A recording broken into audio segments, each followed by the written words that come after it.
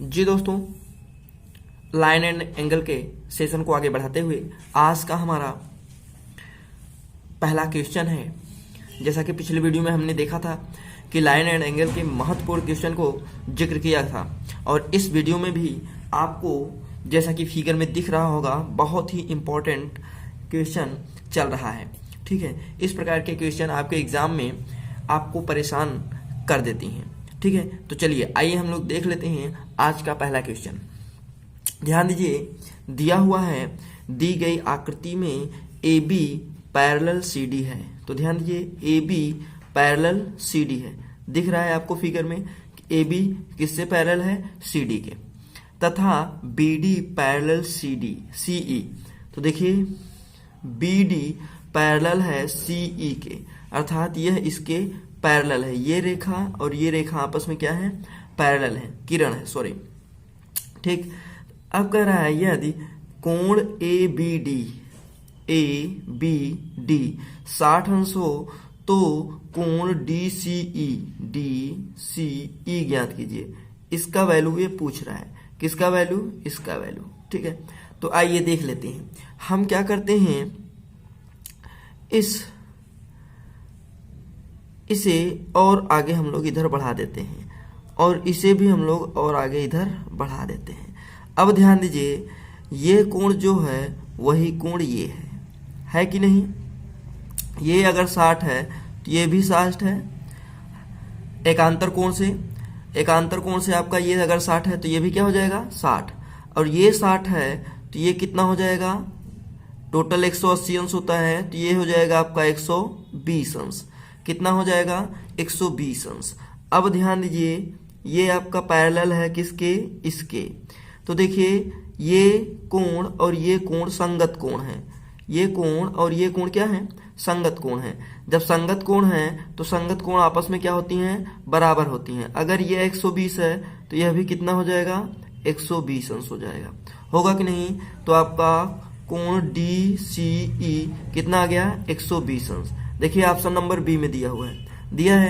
ये आपको concept clear होना चाहिए। शीर्षाभिमुख कोण क्या है, संगत कोण क्या है, रेखी कोण क्या है, ये आपके कंसेप्ट अगर क्लियर हैं तो आपको इस प्रकार के क्वेश्चन करने में बहुत ही आसानी होगा। ठीक है, चलिए आइए हम लोग चलते हैं अगले क्वेश्चन पर।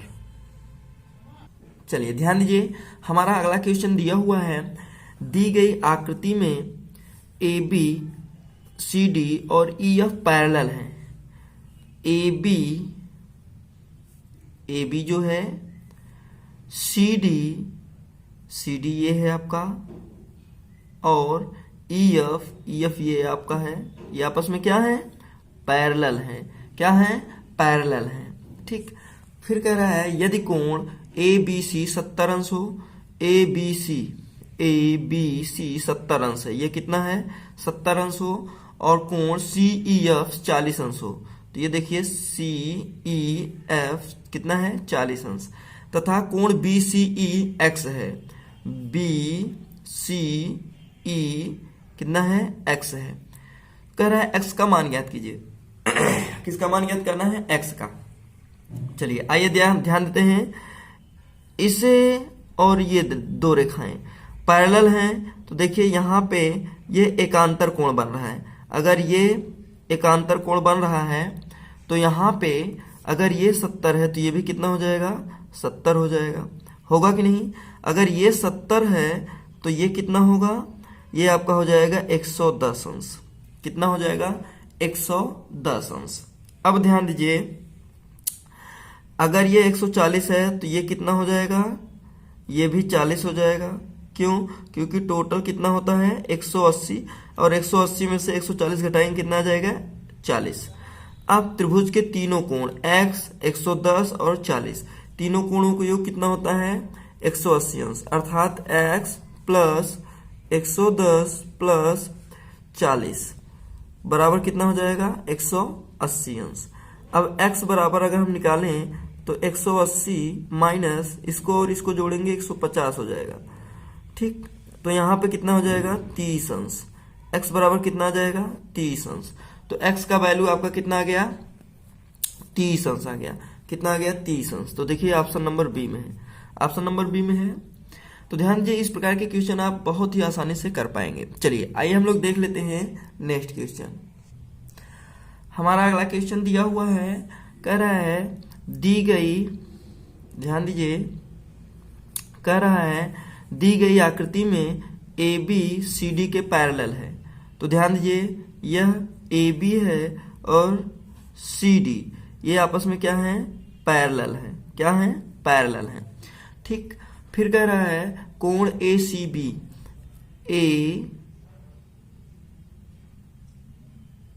कोण सी ए बी 80 अंश है। तो कोण सी ए बी 80 अंश हो गया। दिया हुआ है कोण सी ई एफ कितना है, 30 अंश है। फिर दे रहा है सी एफ ई एक्स है, तो एक्स का मान याद कीजिए। किसका मान याद कीजिए, एक्स का। अब ध्यान दीजिए, ये रेखाएं और ये रेखा पैरेलल है। अगर ये रेखा पैरेलल है तो ये कोण और ये कोण संगत कोण है। कौन सा कोण है, संगत कोण। अगर ये 80 है तो ये भी कितना हो जाएगा, 80 हो जाएगा। हो जाएगा कि नहीं। अब ध्यान दीजिए, अगर ये 80 है तो ये कितना हो जाएगा, 100 हो जाएगा। कितना हो जाएगा, 100। अब त्रिभुज ये देखिए सी एफ ई में, त्रिभुज सी एफ ई में तीनों कोणों का योग कितना होना चाहिए, 180 अंश। तो x प्लस 100 और प्लस 30 बराबर कितना हो जाएगा, 180 अंश। होगा कि नहीं।